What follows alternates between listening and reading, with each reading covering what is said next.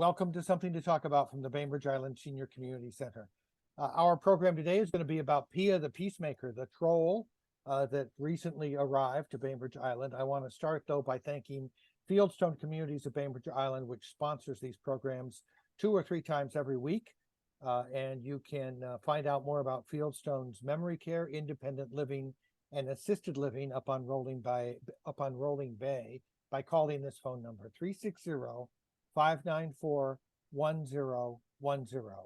They also offer day stay and respite programs, 360-594-1010.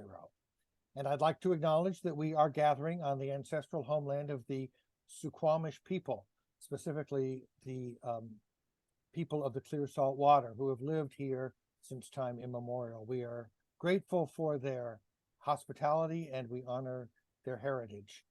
Don Janow is with us from the Parks District, and John, you're a commissioner, and you are also, as I understand it, the in many ways somewhat the prime mover behind getting this troll on our island. So we'll just start with you telling us a little bit about the wild journey that has ended with a community celebration.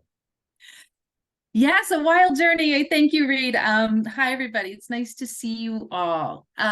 Yes, so I have a little slideshow if I can share my screen. If everybody is interested in that, kind of give you a little talking point to look at as we sort of go through this. So let's see if I can do that. And there it is. Let's see if it goes up. There we go. Okay. Great. So let me begin by saying that this project was started by the Scan Design Foundation. They are located in Seattle, and their mission is to bring Danish artists to and share awareness of Danish culture. And Thomas Dambo, who is the sculptor, is a Danish artist, and they had wanted to bring one of his trolls to Washington State prior to COVID.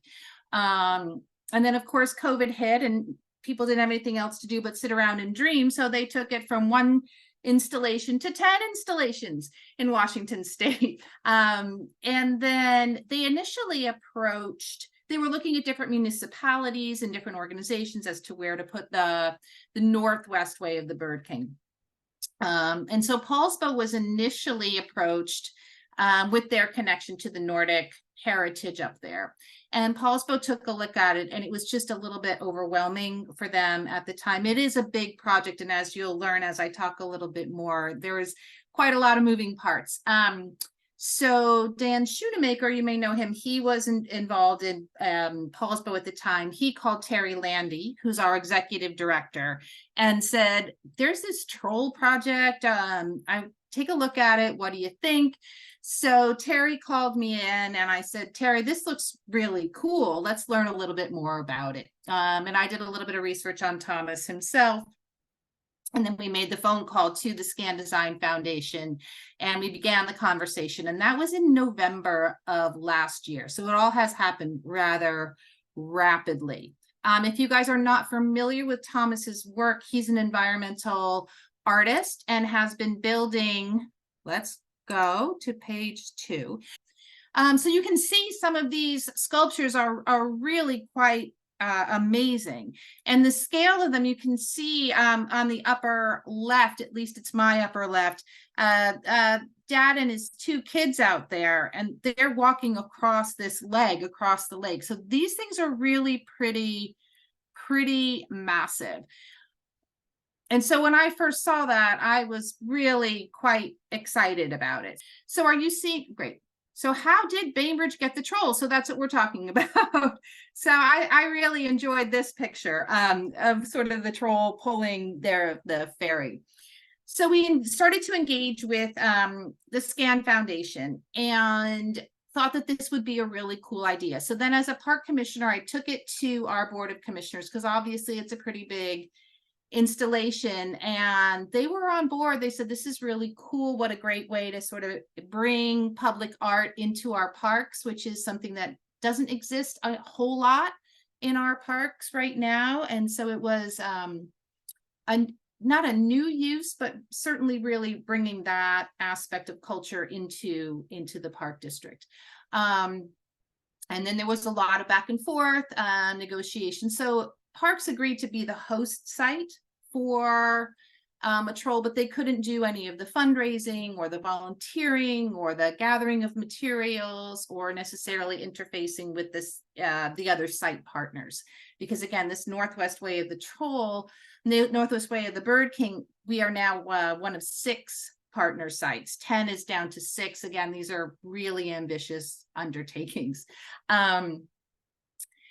And so in February, Thomas came out to Bainbridge to take a look at various sites. And one of the things that was really important to me was that the troll be accessible, that it be close to downtown. Some of these trolls are in remote locations, which is really awesome, but it means that not everybody can have an opportunity to access them, that it would be within our, not really within the arts district, but sort of in the art district and close to the schools, so the teachers can take advantage of them, close to the library, on the public transportation route. So those are some of the reasons why we really took a look at Sakai Park for where this troll might live. So Thomas was out here, as I said, in February, and we walked all around the park. And if you guys have been into that Sakai Park, it's quite beautiful. The lower portion, it is pretty wet down there, though it would have been really neat to sort of put a troll down by the pond, but the ground was just too wet down there to do that. And then we looked at a couple of different sites, but there was this northern site that really spoke to a lot of people. There's a meadow, and then there was a little clearing within the meadow, and the light comes in, and it's really quite beautiful there. Yes, you picked a wonderful spot. Thank you. Yeah. And I don't think people would have ever gone in there, you know, sort of schlepping through there in February in our boots, and it was cool. And so that was that. And then through the process, I'm going to switch my slide. Oh, I didn't get that other slide on there. We were like, okay, I guess we're getting a troll. And still, it seemed not quite like it was going to happen this summer, because by March, we hadn't finalized on a design, and the other site partners, there were different questions with the different site partners. And then towards the end of March, they said, well, they're starting to build the heads now in Denmark. They build the heads and the hand and the feet in their warehouse or their artist studio over in Denmark. And I was like, they're building them? Because we weren't even sure we were exactly. They're like, yep, we're coming. I was like, okay. And then the next thing I know, they put the heads and the feet for each of the different sites on pallets, load them onto a container ship, and they're sailing across the ocean. And we're like, okay, I guess it's go time, you know? So that was where we ended up sort of loosely forming this Friends of the Bainbridge Troll, because again, as I said, parks could be the site partner, but they couldn't do all the attendant work. This whole project was built from recycled materials, from volunteer labor, volunteers donating time and money, people bringing meals, all that kind of story. Okay, let's move on. Oh, here I did get the heads on there. So here is the warehouse, or where the site in Copenhagen where they build the heads, and you can see our little Pia there over to the left. Yep, there if you she haven't, is without any there hair. she is. Yeah, there she is. And I think the one in the center is now in Portland, and I don't know Well, where that. I know they just unveiled one in West Seattle, I believe. Yes. So maybe that's what that one is. The one in West Seattle's eyes are closed. It's playing a flute. Oh. So it's different. Okay. So these, yeah, it's been really fascinating. But interestingly enough, and I just learned this today. So the center one, have you all seen the one that they built in Portland? Bree, do you happen to have that? I don't Anyway, know, but I'll do a little research here while you're talking. So he's really cool. So he's lifting up the roof of a house and kneeling down and sort of looking in because there's some good smells inside and he wants to eat the food that's inside that house of the humans. And so the foot, they realized when that if you were crouching down that the foot would not be flat. So they actually broke the foot and then reconstructed it to make it look right. There's so many little details in all of this. Okay, moving on. So then we began construction. So construction began, we were the Portland Troll went first. So the 6 locations are Portland, Bainbridge, West Seattle, Vashon, Issaquah, and Ballard. So one's going in at the museum in Ballard. And so the Portland site went first. And that was really interesting because we got a lot of the kinks worked out. The Thomas comes with a crew of, oh my goodness, probably there are 10 or 11 of them, his artist team.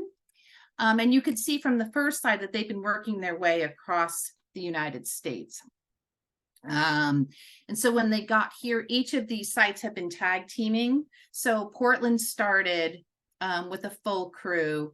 And then as their second week started to build, the first half the crew came to Bainbridge. And then they finished up Portland, and then that crew leapfrogged over and started West Seattle while the Bainbridge site was being finished. So there's this jumping over. So they split the teams and they worked half and half.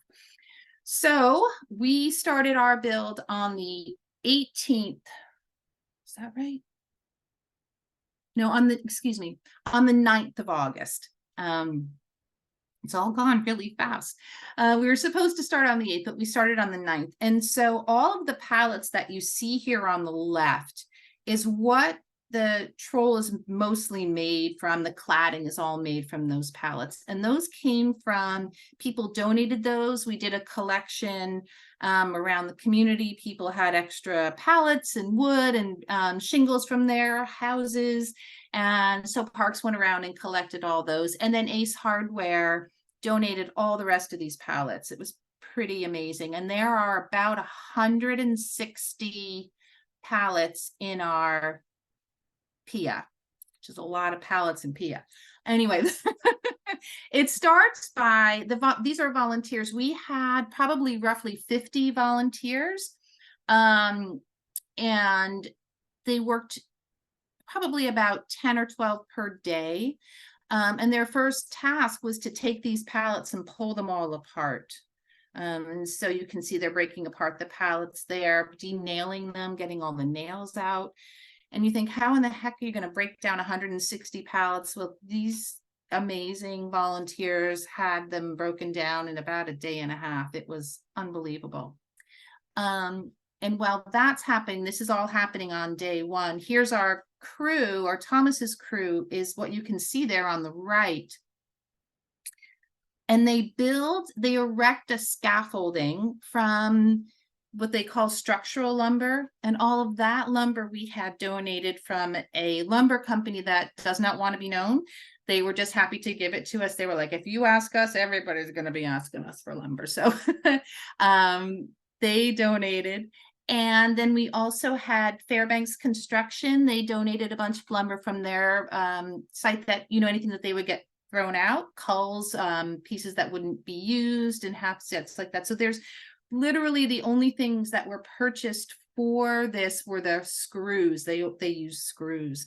You can see here in the bottom of this scaffolding, there's an earth anchor. So they're anchored down into the earth, and Parks had those available as well. So pretty amazing resources just being donated. So they build this scaffolding, and then there's a park truck behind, and they lift the head up, and then they sort of set the head on top of that scaffolding. And you can see Santiago here is helping to get that head just in position on the right.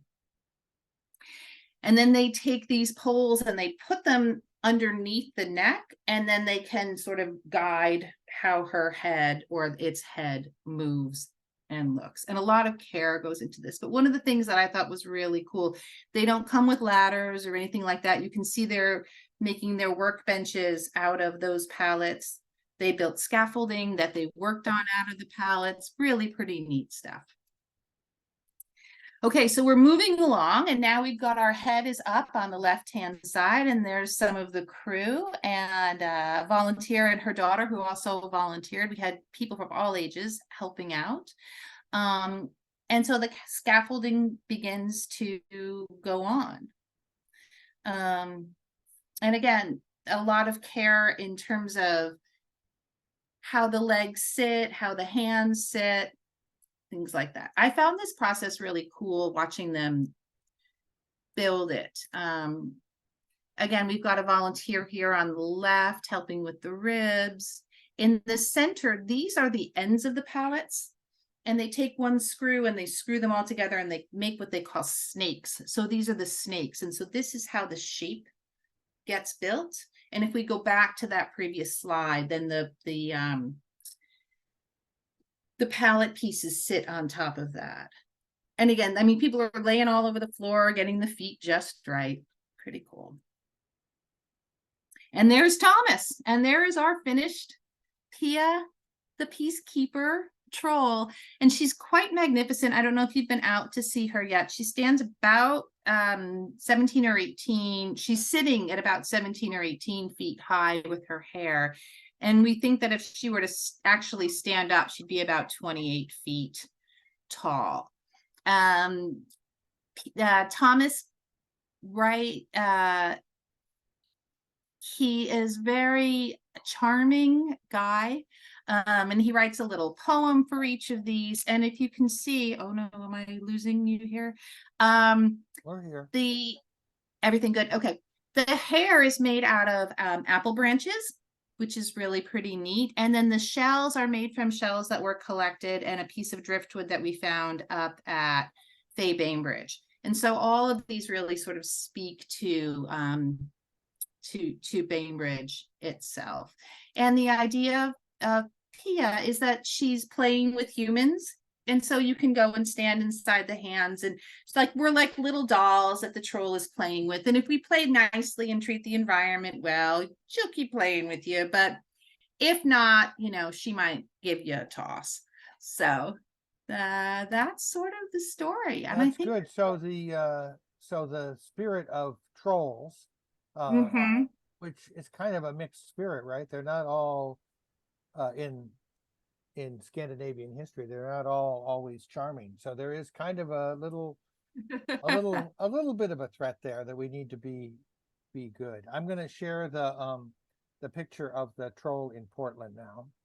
Great. Reed, I'm gonna go grab my charger. I'll be right back. Okay, so this is we were talking a little bit earlier about the troll in Portland, and you can see that there are a number of pictures here. That's Thomas again. There's the head on its side. This is the construction with the house in Portland, and they've got a crane there. Don didn't say anything about a crane being used here. I don't think there's no evidence of that for sure. But this is in Portland. They had to use a crane, I guess, to put that troll into place. And maybe this is the poem from Portland. There's something in the air that makes my belly rumble. Something smells so strong it hits me, makes me almost stumble. Could be the people cooking something smelly in the big red cookie jar, so I can put them in my belly. So that's the Portland experience, and here's some other trolls there as well from elsewhere around the world. So I heard, I wasn't there, but I heard that there was a wooden heart put inside our troll. Yes. Can you tell us anything about that? Well, yeah, I really have to say that the community came together in a really wonderful way on this project, between all the volunteers and community members and donors. We collected everything from pennies to, $10,000. And it was really heartwarming to see all the connections that was built through this project, and the outpouring of people bringing food and opening up their homes to lodge the build crew. And so on the second day of building, I said, is it okay if I add a little heart to Pia? And the crew sort of looked at me like that had not ever really been done before. But I was like, yeah, let's do that. And so I just grabbed a jigsaw and cut out a little heart and screwed it up inside. So embedded in there, embedded in our troll is a heart, and it just spoke to me of the heart of our community and what public art can really do. And I'm going to get a little emotional, but it just really, it's a testament, I think, of what we can do when we come together as a community to do something positive and joyful. I was at a meeting, and somebody asked me, because I was explaining, you know, what is the troll about, and I paused for a moment, and my answer, I think, was just joy. Like, can't we invest in joy? Can't something just be joyful? I think we get mired in a lot of we can get mired in a lot of things that don't bring us joy. And when we work together for something that like, you know, like this, the community has really rallied around it. And so yeah, that's why she's got a little heart in there. All right. Well, thank you for that, for responding to whatever muse was talking to you.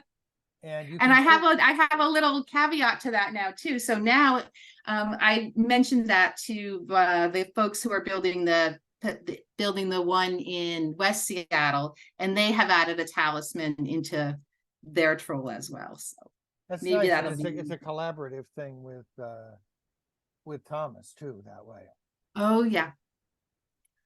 So the other thing I'm noticing is that people are engaging, obviously, with the troll. There are I've seen some flowers and so forth in the necklace, and it's kind of cool to see people come face to face with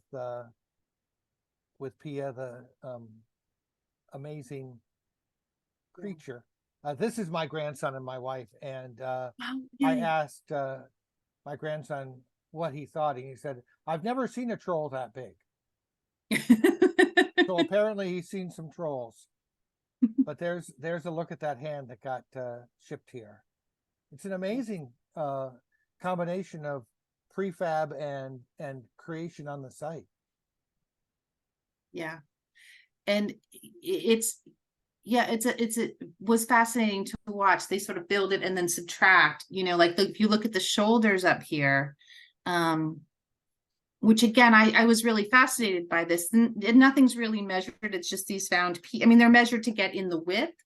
And then those all get shaped and sculpted to make the shoulders work. And there's an example, a great example, Reed, thanks, of how those snakes get set, and then the cladding goes on it, and then that's what they'll put the other pieces on. I heard this morning too that a friend of mine's neighbor's child made a wedding engagement proposal in front of the troll over the weekend. So I think it's fun. Yeah, that's great. Yeah. So I wonder if anybody who is online with us today has had an experience with Pia that they'd like to share. She's, as you said, very available. Sakai Park is right across from Ordway, so it's on BI Ride, and also if you walk the Sound to Olympics Trail, it's at the top of the hill after you cross over from 305 and go up through the path towards Ordway or towards Madison. And although you cannot see, and that's kind of one of the cool things, you cannot see Pia from the road or really from the trail. You have to actually turn into the meadow to see her. And then you say, wow, that's a big troll. We have parks, if you go there today or tomorrow, there is some caution tape up. We are putting trails actually there so that the meadow doesn't just get completely trampled. But again, that flat was really important to us, and yeah, like you said, Reed, part of the STO and accessible. And it looks like you also have added some porta potties there for our convenience. Well, we tried to keep the site a secret. This is a funny one. So we tried to keep the site a secret, and but Parks dropped the porta potties there for the crew that were building. And so, social media, they were like, oh my gosh, what's happening? And then they saw the pallets going in and they said, oh my gosh, it's probably going to be a homeless encampment. And people are like, no, I think it's going to be the troll. And somebody else said, no, I just don't know. There's more. They're breaking apart these pallets and I'm hearing hammering, and I think it's going to be homeless. We better watch out. And then everyone's like, no, that's probably the troll. That's probably the troll. And of course, I don't know if you've heard this, but we had the Boy Scouts spending the night at the site doing troll patrol to keep her safe and to keep the site safe. And so then the next thing you know, it's like, there are even tents, Troll patrol. So no, I had not heard that. It was a good chuckle. It was a good chuckle. So I think that once, it's hard to keep a secret here on Bainbridge. Once it started, I think people knew that that's where she was going in. So yeah, because there was, and I don't know if this is true for all of Thomas's installations, but there was this idea that we're going to have a sort of a little hunt to try to find out where she ended up. Yeah, and we had to keep it as quiet as we could, but that's hard to do.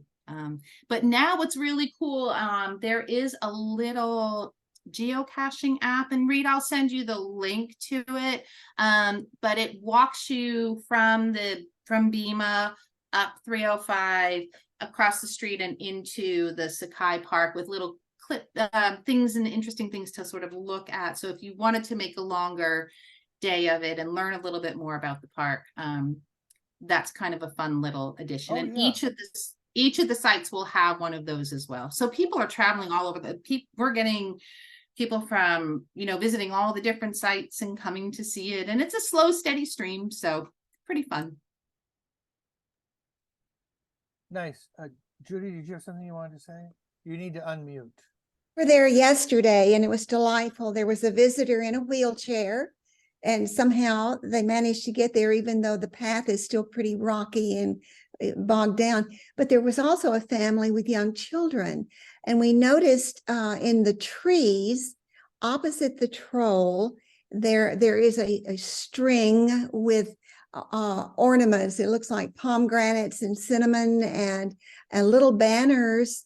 And the children were trying to read the words on the banners and make sense. And there was a wonderful conversation between the two young kids. One was just making noises and the other was trying to figure out what does this one say? What does that one say? So could you share a little bit about the meaning of what that extra feature is all about? Sure. So the Bema had a block party on August 5th. And this was sort of the first introduction of the troll to the community. Again, trying to bring as many community partners and getting people engaged as we could. And so the Friends of the Bainbridge Troll had a little booth, and there's actually troll language. Thomas has developed this troll language, which is those symbols that you saw. And so I'm going to just name everybody because they gave us all this cool stuff. So Scrappy Art Lab, which used to be down next to Cups, they donated a whole bunch of different, used paper and things like that. And we got crayons. And so the kids were writing messages to the troll, waiting for them to get there. And then we had them on those scrolls. They rolled them up and they put them inside birdhouses that we had set up. So the kids were leaving messages in troll, and we saved those, and then we strung them up on the morning of the 19th is when we woke up Pia, and so we strung all those up to welcome her. And it's the cinnamon smells and the messages from the kids, either their names or I haven't deciphered them all, but the kids know. And so those were, again, part of that heart that I was talking about, you know, is bringing just some, a little bit of magic and joy. So you can decipher that. Yeah, they do mean something. That's cool. They do mean something. I didn't Yeah. realize that when I saw those there. And then you did mention the tree houses, which I think are also sort of a Thomas Dambo component. Yeah. So the birdhouse is the way of the Bird King. So you saw on that map at the beginning, it's a way, Thomas's story. Reed, you didn't come to the artist event? No. He's an incredible guy. If you read about him, he's been at this since he was a young child, sort of making art out of scrap materials. But he's been making these birdhouses and doing installations in different places around the world. And so when they made this Way of the Bird King and they started on the East Coast, they put these birdhouses up all along their trail in different locations that would obviously allow them to go up. And so that is the way that the trolls were able to find their way out to the Pacific Northwest, was by following the birds. And so, and then it's also, those can be clues to people trying to find the sculpture wherever they go. So again, in parks being parks, we weren't going to screw any birdhouses into the trees. So we decided that we would put them on a post. So there is a post of birdhouses at the entrance to Sakai on Madison. And then also when the STO turns into park property on that side. You're muted, Reed. Thank you. This is the website on biparks.org web pages, and there's videos and a lot of information that we touched on and things that we didn't hear, and it's cool. It's worth exploring. So that's biparks.org/Bainbridge-troll, and you can find out more about Pia there. I think, as you said, that it is a wonderful thing that we can once in a while do something that doesn't have to have some sort of a huge immediate purpose or value. It's just for the fun of it. And although there are echoes of things like environmentalism in Thomas's art for sure, you know, you had a whole bunch of people come together in a youth orchestra to wake up the doll or the troll, and just, you know, just as you said, having fun and not trying to be too serious about it. And the other thing that the other analogy that I like to use, it's sort of like stone soup, you know, when we were first like, build a troll, what are you sort of talking about? What? And then you look at it and you're like, really, should we try this? And then some people, you know, right, some people right are like, yeah, let's do it. And then slowly, as it starts to come together and everyone adds their flavors or their ingredients, it becomes this much larger and greater than the sum of its parts. And it's more delicious, right, when everybody's hands are in it. So yep. Many what is it? Many cooks make, in this case, a wonderful broth. Wonderful, right? You don't want too many cooks in the kitchen, but maybe a lot of cooks on the troll. I don't know. So, yeah. Well, you did have a head chef. Yes, we had a head chef. That helps.